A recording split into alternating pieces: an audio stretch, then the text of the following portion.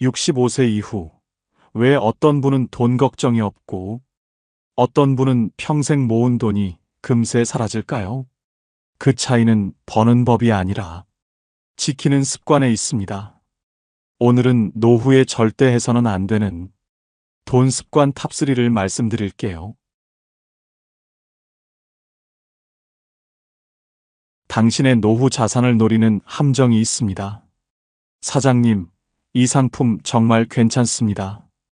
퇴직하고 3개월 된 김철수 씨 68세는 은행 앞 카페에서 한 남자를 만났습니다. 정장 차림에 명함까지 건네는 그는 금융회사 팀장이라고 했죠. 원금은 100% 보장되고요. 매달 7%씩 이자가 들어옵니다. 3천만 원 넣으시면 한 달에 210만 원이에요. 은행 금리가 2%도 안 되는 요즘 이런 기회 흔치 않습니다. 김철수 씨는 고민했습니다. 퇴직금 5천만 원. 평생 모은 돈이었습니다. 은행 예금으로는 한 달에 고작 8만 원. 연금도 월 60만 원이 전부였죠. 210만 원이면 생활이 훨씬 나아질 텐데 결국 3천만 원을 투자했습니다. 첫 달 정말로 210만 원이 들어왔습니다. 두 번째 달도 세 번째 달도 김철수 씨는 안심했죠. 그런데 4개월째 연락이 끊겼습니다. 전화도 안 받고 사무실도 텅 비어 있었습니다.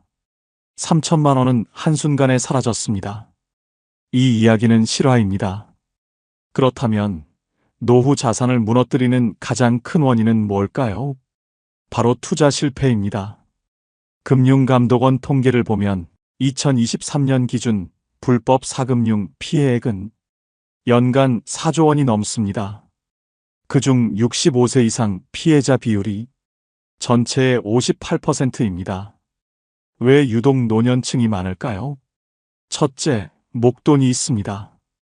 퇴직금, 연금, 일시금, 부동산 매각 자금, 평생 모은 돈이 한꺼번에 손에 쥐어지죠.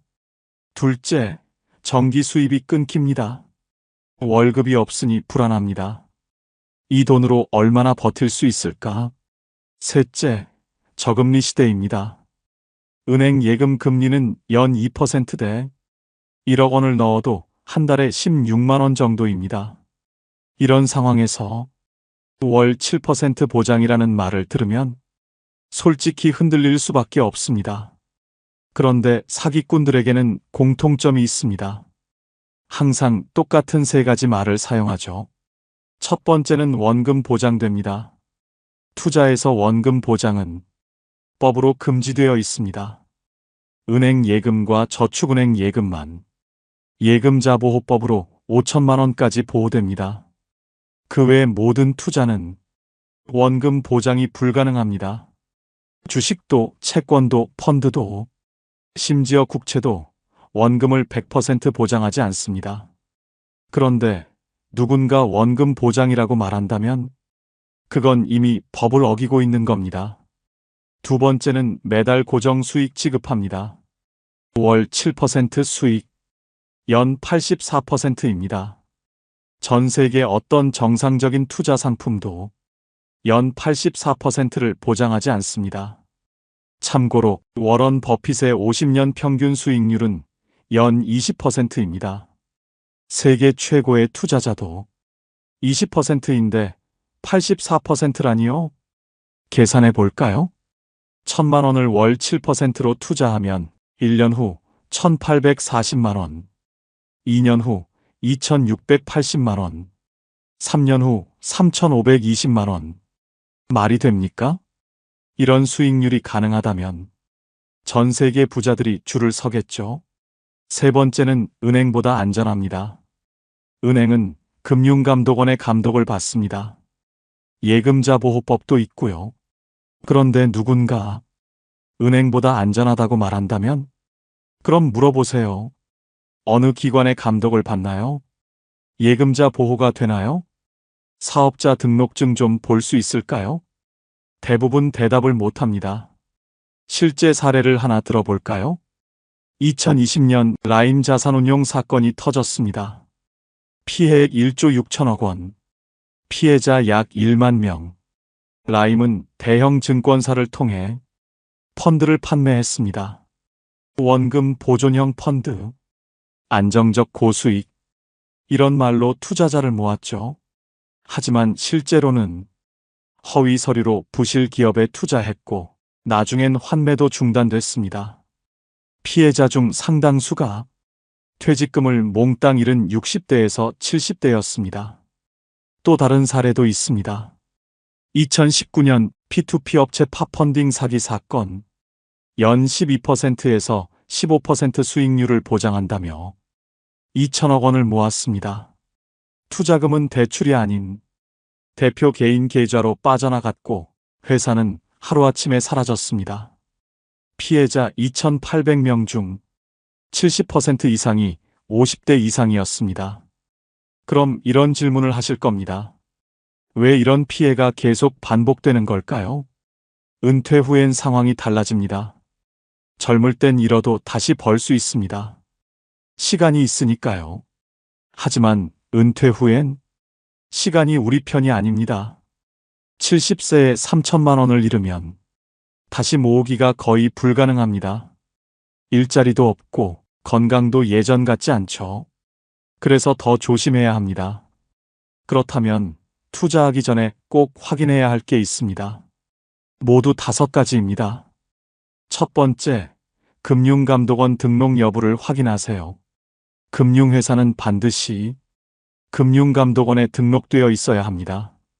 금융감독원 홈페이지에서 금융회사 정보 메뉴를 클릭하면 등록된 회사인지 확인할 수 있습니다. 두 번째, 수익률이 현실적인지 따져보세요. 연 10% 이상 수익률을 보장한다면 일단 의심하세요.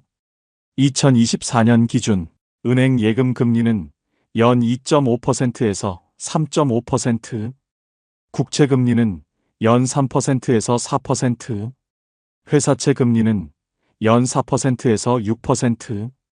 이게 현실입니다.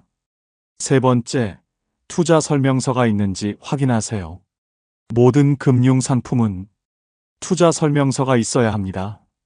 설명서에는 위험 등급, 수수료, 예상 수익률이 명확히 나와 있어야 합니다. 설명서가 없다면 절대 투자하지 마세요. 네 번째, 원금 보장 약속을 조심하세요. 누군가 원금 100% 보장이라고 말하면 그 순간 의심하세요. 법으로 금지된 표현입니다. 다섯 번째, 재투자 권유를 경계하세요. 처음 몇 달은 이자를 줍니다. 그리고 이렇게 말하죠. 이 수익을 재투자하시면 더 많은 이자를 드립니다. 이게 전형적인 폰지 사기 수법입니다. 새로운 투자자 돈으로 기존 투자자에게 이자를 주는 거죠. 언젠가는 무너집니다. 그럼 이제 안전한 투자의 기본 원칙을 말씀드리겠습니다. 전문가들이 권하는 노후 자산관리 원칙이 있습니다. 첫 번째 원칙은 분산 투자입니다. 한 곳에 몰빵하지 마세요. 예금 50%, 국채와 안정형 펀드 30%, 주식형 펀드 20%, 이렇게 나누면 한 곳이 흔들려도 전체는 안전합니다. 두 번째 원칙은 예금자 보호 상품을 우선하는 겁니다. 은행 예금과 저축은행 예금은 5천만 원까지 보호됩니다. 망해도 돌려받습니다. 이것만으로도 기본 생활비는 지킬 수 있습니다. 세 번째 원칙은 국채와 연금을 활용하는 겁니다. 국채는 나라가 보증합니다. 연금은 정부가 관리합니다. 수익률은 낮아도 안전성이 최고입니다. 네 번째 원칙, 가장 중요합니다. 잃지 않는 것이 우선입니다. 투자에서 가장 중요한 건 돈을 버는 게 아닙니다. 돈을 잃지 않는 겁니다. 연 10%를 벌려다 원금을 잃으면 의미가 없습니다. 연 3%라도 10년, 20년 안전하게 가져가는 게 낫습니다. 그런데 만약 이미 피해를 당했다면 어떻게 해야 할까요? 이미 투자해버렸다면 세 가지를 즉시 실행하세요. 첫 번째, 즉시 신고하세요. 금융감독원 불법금융신고센터 국번 없이 1332 경찰청에도 신고할 수 있습니다. 국번 없이 112 늦으면 늦을수록 돈을 찾기 어렵습니다. 두 번째, 증거를 확보하세요. 통장 내역, 계약서, 녹취록, 문자 메시지 등 모든 증거를 보관하세요. 세 번째, 집단 소송에 참여하세요. 혼자보다는 여럿이 함께 대응하는 게 유리합니다. 변호사 선임 비용도 나눌 수 있고요. 그리고 한 가지 더 꼭 말씀드리고 싶은 게 있습니다. 가족과 대화하세요. 아빠, 그 투자 괜찮은 거 맞아요? 자녀가 이렇게 물으면 귀찮아하지 마세요. 오히려 고마운 일입니다. 중요한 투자는 가족과 꼭 상의하세요. 괜한 걱정 끼치기 싫어서 이런 생각 때문에 더 큰 피해를 당합니다. 마지막으로 정리하겠습니다. 투자에서 중요한 건 높은 수익이 아닙니다. 노후를 지켜주는 건 잃지 않는 선택입니다. 은행 금리가 낮다고 조급해하지 마세요. 월 7% 수익은 환상입니다. 하지만 연 3% 안정은 현실입니다. 당신의 노후는 환상이 아닌 현실 위에 서 있어야 합니다. 다음 챕터에서는 보이스피싱, 그들이 쓰는 심리 조종술을 알려드리겠습니다. 조심하세요. 그리고 의심하세요. 당신의 노후 자산은 당신이 지켜야 합니다. 완전 공감합니다. 수정할게요. 부모 마음은 똑같습니다. 내 노후보다 자녀가 우선이죠. 엄마, 결혼 자금 좀 도와주실 수 있어요? 아빠, 전세 구하는데 보증금이 부족해서요. 사업 한번 해보려고 하는데 미천이 없네요. 이런 말을 들으면 부모는 고민도 없이 답합니다. 그래, 얼마나 필요한데? 박순자 씨 67세, 두 아들을 키웠습니다. 큰아들이 결혼할 때 전세자금 1억 원을 지원했습니다. 3년 후 둘째 아들도 결혼. 이번엔 8천만 원을 보탰죠. 남편 퇴직금과 평생 모은 돈 합쳐서 3억 원이었는데 1억 8천만 원이 나갔습니다. 괜찮아. 우린 연금 있잖아. 그렇게 생각했습니다. 그런데 남편이 갑자기 쓰러졌습니다. 뇌졸중. 병원비가 한 달에 200만 원씩 나갔습니다. 국민연금 월 80만 원. 남편 기초연금 월 30만 원. 합쳐도 110만 원. 생활비는커녕 병원비도 부족했습니다. 결국 남은 돈 1억 2천만 원도 3년 만에 바닥났습니다. 지금 박순자 씨는 월세 40만 원짜리 원룸에 삽니다. 아들들은? 큰아들은 자기 집 대출 갚느라 바쁘고 둘째는 사업이 어려워졌다고 합니다. 괜찮아. 엄마는 괜찮아. 박순자 씨는 그렇게 말하지만 슈퍼에서 파트타임으로 일합니다. 시간당 9,860원. 하루 4시간씩 일하면 한 달에 80만 원 정도. 여기에 기초연금 30만 원 더해 한 달 수입이 110만 원입니다. 월세 내고 나면 70만 원. 병원비, 약값 빼면 한 달에 50만 원으로 살아갑니다. 이 이야기도 실화입니다. 통계를 한번 볼까요? 한국보건사회연구원이 2022년에 발표한 노인 빈곤 실태 조사를 보면 노후 빈곤에 빠진 주요 원인 중 하나가 바로 자녀에 대한 과도한 경제 지원입니다. 생각보다 훨씬 많은 분들이 자녀를 돕다가 노후 빈곤에 빠집니다. 통계청 자료를 보면 2023년 기준 65세 이상 노인 빈곤율은 38.1%입니다. 10명 중 4명이 가난합니다. 경제협력개발기구 OECD 평균이 14.8%인 걸 감안하면 우리나라는 2.5배 이상 높습니다. 왜 이렇게 됐을까요? 한국 부모들의 자녀 지원 규모를 보면 답이 나옵니다. 국민연금연구원 2023년 조사에 따르면 60대 이상 부모 10명 중 6명이 자녀에게 경제적 지원을 합니다. 평균 지원 금액은 연 890만 원. 그런데 65세 이상 평균 연금 수령액은 월 62만 원입니다. 연금보다 더 많은 돈을 자녀에게 주고 있는 겁니다. 이게 말이 됩니까? 실제 사례를 더 들어볼까요? 이명호 씨 70세. 딸이 카페 창업을 하겠다고 했습니다. 아빠, 5천만 원만 빌려줘. 장사 잘 되면 1년 안에 갚을게. 이명호 씨는 고민했습니다. 퇴직금 1억 5천만 원이 전부였으니까요.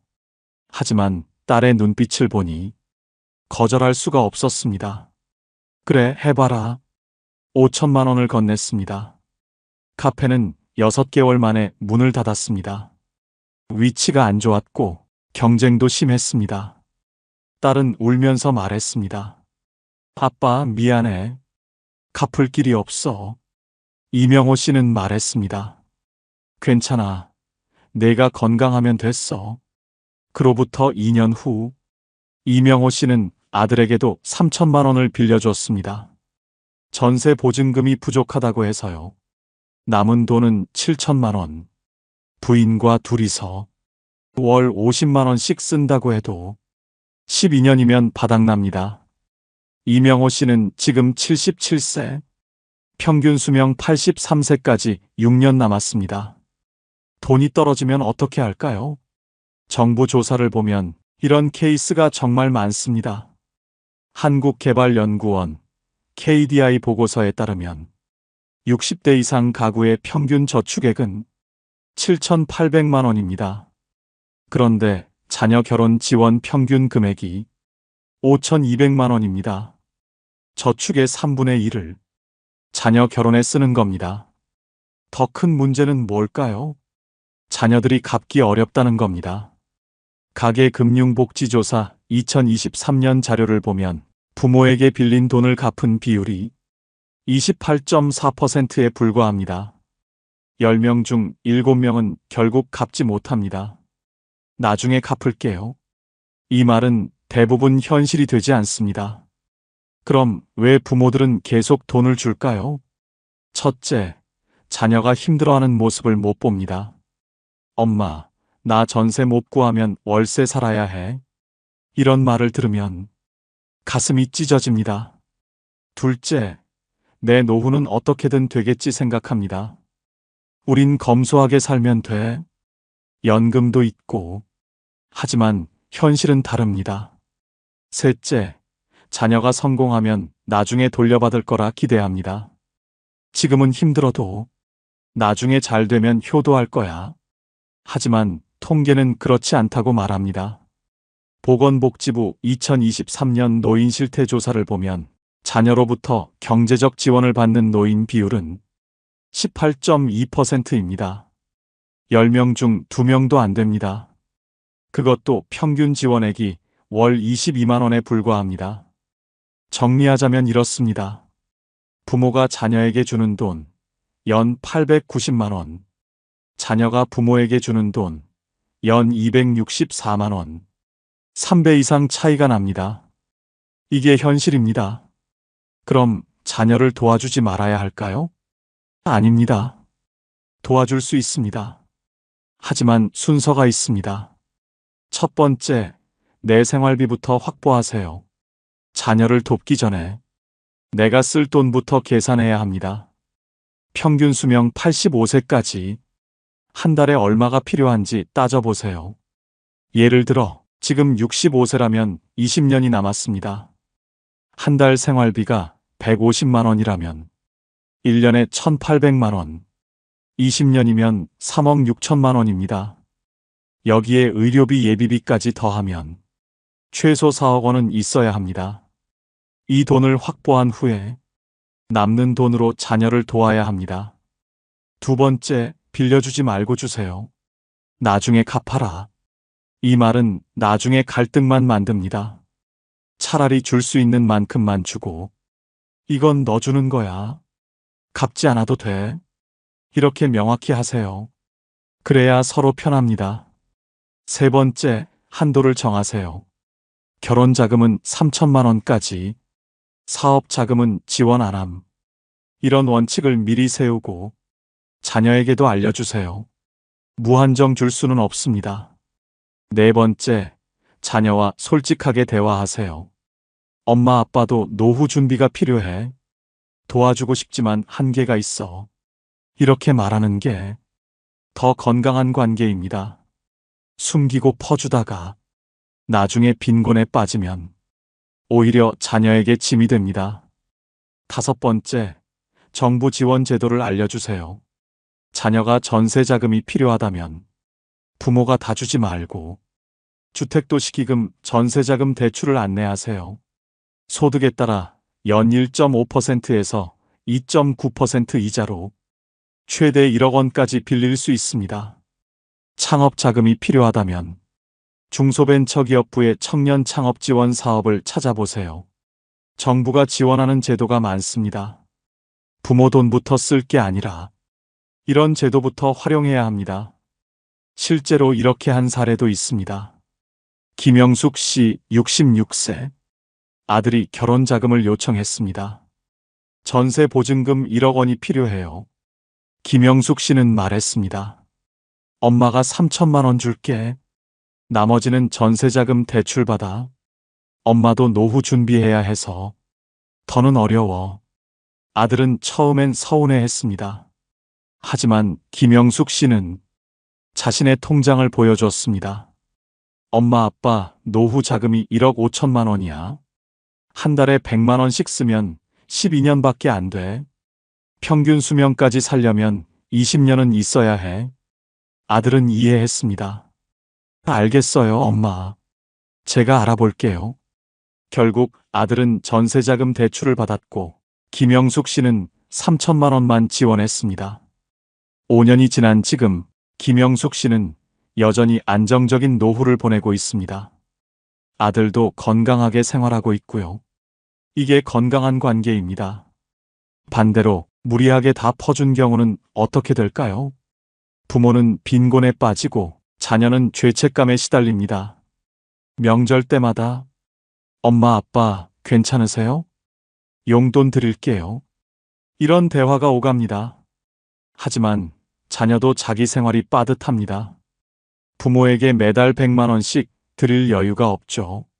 결국 부모도 자녀도 함께 무너집니다. 그래서 전문가들은 말합니다.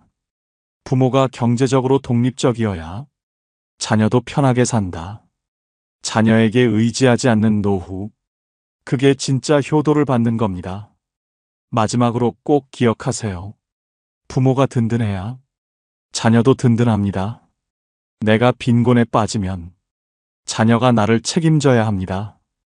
그게 더 큰 부담입니다. 지금 자녀에게 5천만 원 주는 것보다 20년 후 자녀에게 짐이 안 되는 게 진짜 사랑입니다. 자녀를 사랑한다면 내 노후부터 지키세요. 부모가 경제적으로 독립적일 때 자녀도 자유롭게 살 수 있습니다. 다음 챕터에서는 보증과 빚, 한순간에 무너지는 노후를 다루겠습니다. 자녀를 사랑하는 마음은 이해합니다. 하지만 그 사랑이 나와 자녀 모두를 무너뜨려서는 안 됩니다. 지혜로운 사랑이 필요합니다. 세 번째는 소소해 보이지만 의외로 가장 큽니다.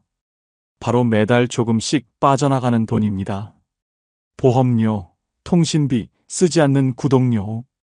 이 정도야 뭐. 이렇게 생각하지만 10년, 20년 모이면 엄청난 금액입니다. 최진수 씨 69세. 퇴직하고 3년이 지났습니다. 한 달 생활비가 빠듯했습니다. 국민연금 월 70만 원, 부인 기초연금 월 32만 원, 합쳐서 102만 원.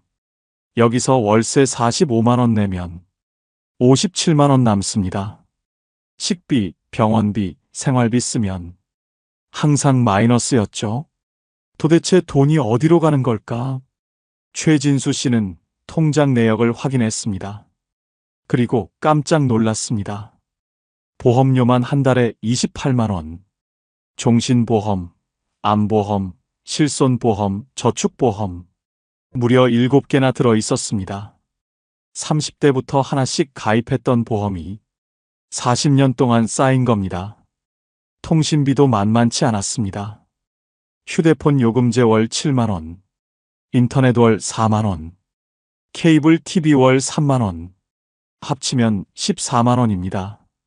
구독 서비스도 있었습니다.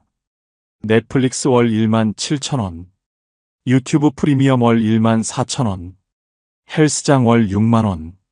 하지만 넷플릭스는 거의 안 받고 헬스장은 3개월째 가지 않았습니다. 카드 자동 결제로 빠져나가는 돈이 한 달에 9만 원.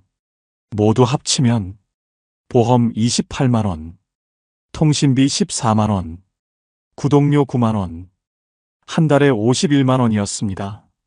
월 수입 102만 원 중 거의 절반이 이런 고정 지출로 나갔습니다. 이게 말이 돼? 최진수 씨는 하나씩 정리하기 시작했습니다. 먼저 보험부터. 보험 설계사를 만났습니다. 7개나 필요 없습니다. 실손보험 하나만 남기고 나머지는 해지하세요. 종신보험은 만기가 가까워 해지하면 손해였지만 저축보험 2개와 암보험 1개는 정리했습니다. 월 15만 원이 줄었습니다. 다음은 통신비. 휴대폰 요금제를 바꿨습니다. 데이터 무제한 요금제는 필요 없었습니다. 와이파이가 있는 집에서 주로 쓰니까요. 월 3만 원대 요금제로 변경. 한 달에 4만 원이 줄었습니다. 케이블 TV도 해지했습니다. 요즘은 유튜브로 충분했으니까요. 월 3만 원 절약. 마지막으로 구독료. 넷플릭스는 해지. 유튜브 프리미엄도 해지. 헬스장도 끊었습니다. 월 9만 원 절약. 모두 합치면 한 달에 31만 원이 줄었습니다. 1년이면 372만 원. 10년이면 3,720만 원입니다. 이렇게 큰 돈이었구나. 최진수 씨는 그제야 깨달았습니다. 이 이야기도 실화를 바탕으로 한 겁니다. 통계를 한번 볼까요? 통계청 2023년 가계동향 조사를 보면 65세 이상 고령 가구의 월 평균 지출은 185만 원입니다. 이 중에서 비필수 지출이 20% 이상을 차지합니다. 비필수 지출이란 당장 안 써도 생활하는 데 문제없는 돈입니다. 보험료, 통신비, 구독료, 안 쓰는 멤버십, 자동이체 등 월 37만 원 정도입니다. 1년이면 444만 원, 10년이면 4,440만 원입니다. 작은 돈이 아닙니다. 한국소비자원 2022년 조사를 보면 60대 이상 가구의 평균 보험료는 월 23만 원입니다.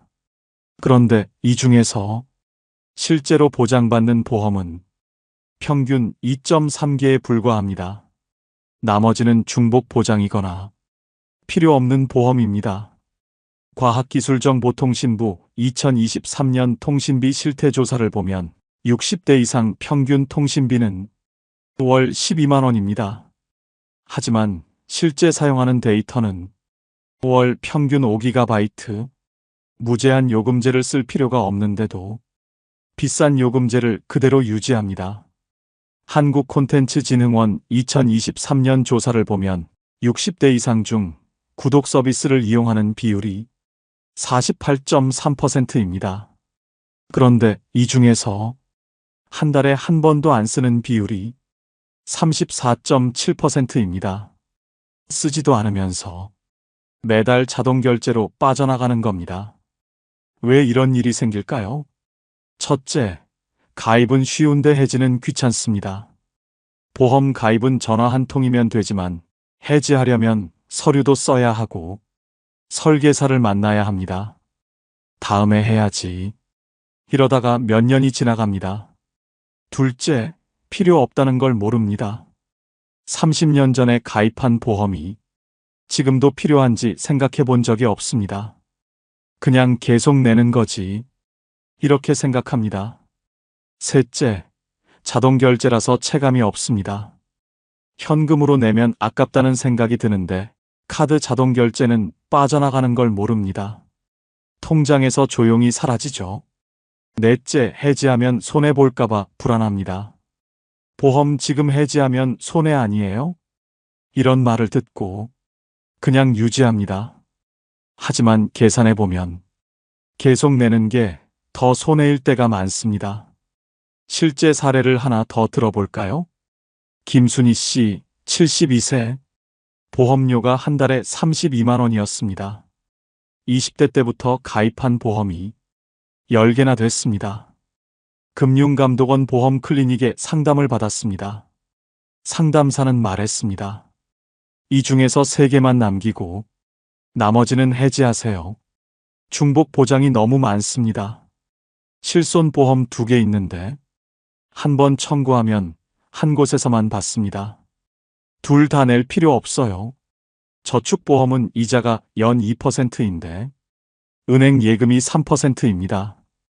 해지하고 은행에 넣는 게 나아요. 김순희 씨는 7개를 해지했습니다. 월 23만 원이 줄었습니다. 그리고 통신비도 정리했습니다. 휴대폰은 알뜰폰으로 바꿨습니다.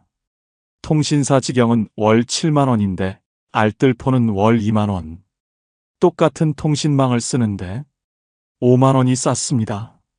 인터넷도 바꿨습니다. 기가 인터넷은 필요 없었습니다. 100메가면 충분했거든요. 월 4만 원에서 2만 원으로 줄었습니다. 모두 합치면 한 달에 30만 원이 줄었습니다. 1년이면 360만 원, 10년이면 3,600만 원입니다. 김순희 씨는 말했습니다. 이렇게 큰 돈을 그냥 버렸구나. 그럼 어떻게 해야 할까요? 새는 돈을 막는 5가지 방법을 알려드리겠습니다. 첫 번째, 보험 리모델링을 하세요. 금융감독원에서 무료로 보험 클리닉 서비스를 제공합니다. 전화 1332로 신청하면 전문가가 내 보험을 분석해 줍니다. 중복 보장, 불필요한 보험을 찾아서 정리할 수 있습니다. 보험은 많다고 좋은 게 아닙니다. 필요한 것만 남기세요. 실손보험 하나, 종신보험이나 연금보험 하나. 이 정도면 충분합니다. 두 번째, 통신비를 점검하세요. 휴대폰 요금제를 확인해 보세요. 데이터를 얼마나 쓰는지 체크하고 필요한 만큼만 쓰는 요금제로 바꾸세요. 만약 와이파이를 주로 쓴다면 알뜰폰도 고려해 보세요. 통신사 직영보다 30%에서 50% 저렴합니다. 인터넷도 마찬가지입니다. 기가 인터넷이 필요한지 생각해 보세요. 유튜브 보고 카톡하는 정도라면 100메가면 충분합니다. 케이블 TV도 확인하세요. 요즘은 유튜브나 티빙 같은 무료 서비스도 많습니다. 꼭 필요한지 따져보세요. 세 번째, 구독료를 정리하세요. 넷플릭스, 유튜브 프리미엄, 음악 스트리밍, 신문 구독, 잡지 구독. 한 달에 한 번이라도 쓰나요? 안 쓴다면 과감히 해지하세요. 구독은 가입할 때 편하지만 해지는 귀찮습니다. 하지만 10분만 투자하면 연간 수십만 원을 아낄 수 있습니다. 네 번째, 자동 결제를 확인하세요. 카드 자동 결제 내역을 확인해 보세요. 은행 앱이나 카드사 앱에 들어가면 자동 결제 목록이 나옵니다. 헬스장, 요가, 영어 학습 앱, 쓰지 않는 멤버십. 빠져나가는 돈이 생각보다 많습니다. 하나씩 확인하고 필요 없는 건 즉시 해지하세요. 다섯 번째, 1년에 한 번 점검하세요. 새는 돈은 한 번 막았다고 끝이 아닙니다. 시간이 지나면 또 생깁니다. 새로 가입한 구독, 새로 든 보험, 바뀐 통신요금제. 1년에 한 번 정기적으로 점검하세요. 달력에 표시해두고 그날이 오면 꼭 확인하세요. 실제로 이렇게 해서 성공한 사례도 있습니다. 이경숙 씨, 68세. 매달 빠듯한 생활을 하다가 새는 돈을 점검했습니다. 보험 7개 중 4개 해지. 월 18만 원 절약. 휴대폰 알뜰폰 변경. 월 5만 원 절약. 케이블 TV 해지. 월 3만 원 절약. 구독 서비스 3개 해지. 월 4만 원 절약. 합치면 한 달에 30만 원. 1년에 360만 원입니다. 이경숙 씨는 이 돈을 모아서 5년 만에 1,800만 원을 만들었습니다. 커피 한 잔 아끼는 것보다 새는 돈 막는 게 훨씬 크다. 이경숙 씨의 말입니다. 마지막으로 정리하겠습니다. 작은 새는 돈이 모여 큰 노후 자금이 됩니다. 한 달에 15만 원씩만 줄여도 1년이면 180만 원, 10년이면 1,800만 원입니다.